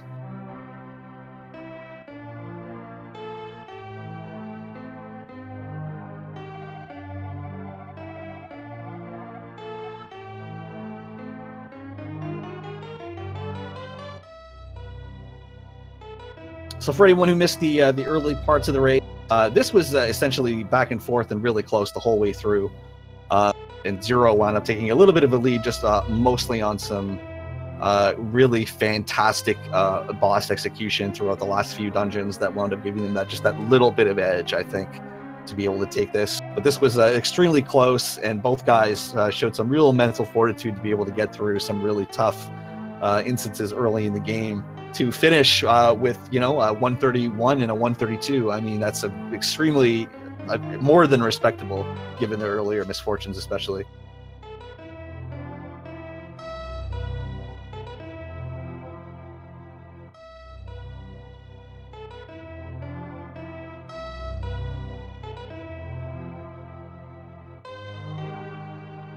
So it looks like zer0rush will be joining us shortly. I think Llama will be on his way in here as well.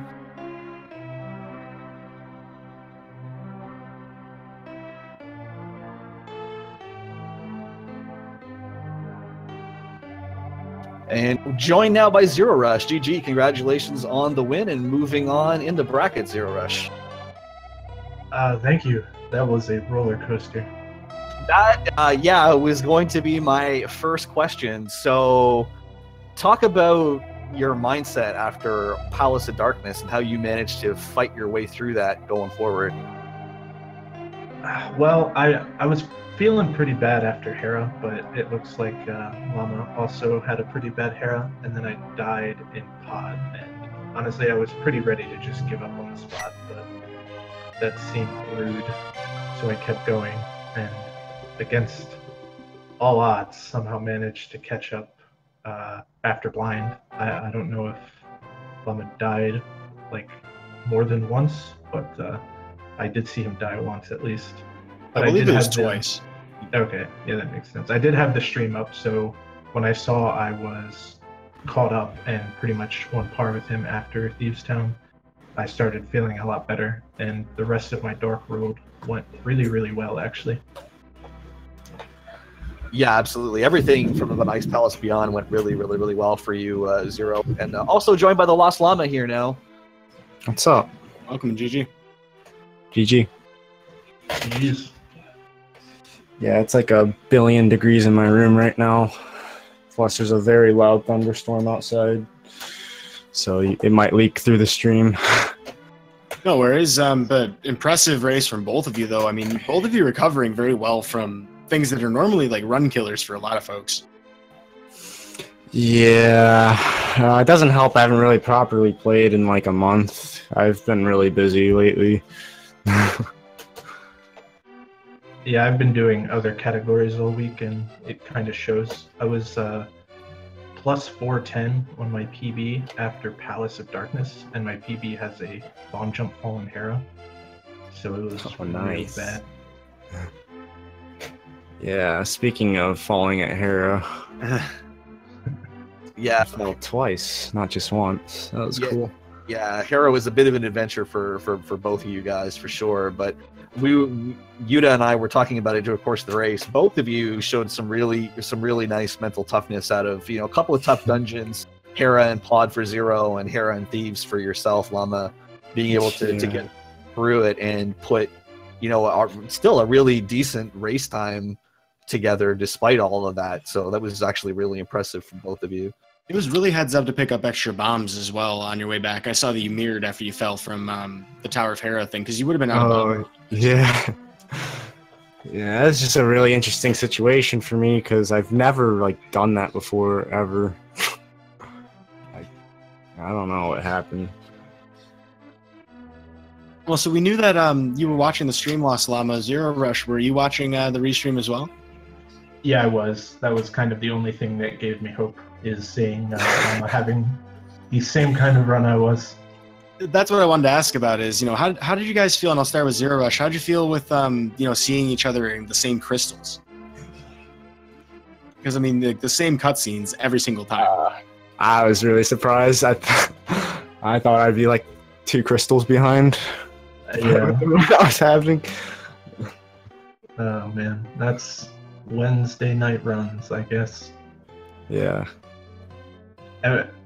Everything up until Ice was really annoying me too. Like top left Moldorm twice in a row. Even when I was going to Thieves Town, I dashed through the bushes and got 2 fairies and a rupee, and it just lagged the crap out of my game. And I think that bothered me more than anything else that happened for some reason. Yeah, we did. We did comment on the nice fairy storm you got out of the bushes there for sure when we saw it. Yeah, that's kind of a weird thing. Yeah. I managed to mess up my fairy manip in Aga too, but luckily I didn't need it, even with the double south chomps. That happened to me in my last run, my last tournament match, and I just died.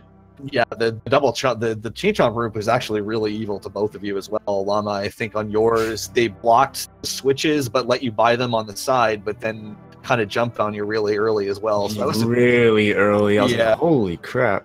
I'm like, oh no, I'm gonna die, aren't I? But yeah, both of you guys had a few moments in the dungeons where you really clutched a few tight health spots out, really. But everything beyond thieves for both of you guys was actually incredibly impressive, and I'm sure everybody watching was able to see the skill that both of you guys have for sure. Yeah, my ice was a 5-second gold somehow. Wow. Wow. You know, I thought your ice was good because like I was having like a decent ice. It wasn't bad, it wasn't good, but like you like pulled ahead of me like by quite a bit there. And I was like, whoa. All right. It was a 622, I think. 622. I'm gonna check what mine is right now. But it was pretty great. I gained a minute and 1 second off on my PB after pod, so I'm honestly pretty happy with that. Oh, I have a 622 also, so you tied mine. Yeah. Just goes to show you how optimized this game is. You know, even with some things that, you know, some minor stumbles, missteps. I mean, both of you still barely over an hour, 30 minutes. There are folks out there who are, you know, sitting at 150, 155, who are looking at you guys like you are gods. So you put on a great show for us today. It's all relative. I don't want to downplay it. No, absolutely. I mean, despite the struggles, there were some absolutely insane parts to watch. So congrats, GG's to both of you. Congrats, Zero, on moving on. Yeah, congrats. Good luck. Thank you. I'll do my best. I'll actually practice this week, so hopefully I can play better next week. Yeah. I'm sure you'll do good. Absolutely. So I think we will sign off here. Get ready for what's coming up next on Speed Gaming, which I believe is some Kirby Nightmare and Dreamland action, if I'm reading the schedule correctly. Very nice. All right, awesome. Yeah, looking at this, I have the schedule up right now. We're on Speed Gaming 1. It is... Yeah, that appears to be the next thing up, and it should be starting in the next 10 to 15 minutes or so. So yeah, I think we probably should sign off. In that case, and I got to run as well. I've been Udaimonistic, and I've been joined by... I'm Zyrak, and one final GG to our runners, TheLostLlama and zer0rush. Be sure to give them a follow if you like what you see here, and stay tuned to Speed Gaming. We got an ALTTP randomizer across the board and Kirby coming up. So thanks a lot for watching, everybody. Have a good night.